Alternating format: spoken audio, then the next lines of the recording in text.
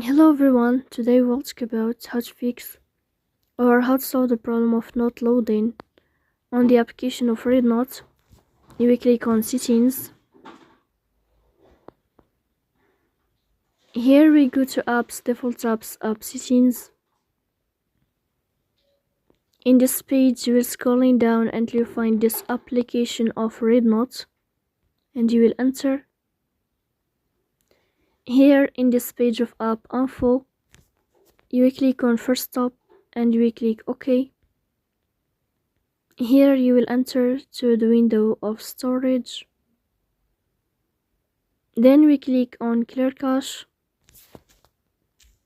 Here we go to Play Store. You will search about the application of REDnote. And then you can uninstall your app and you can install it again. So please don't forget to press the bell.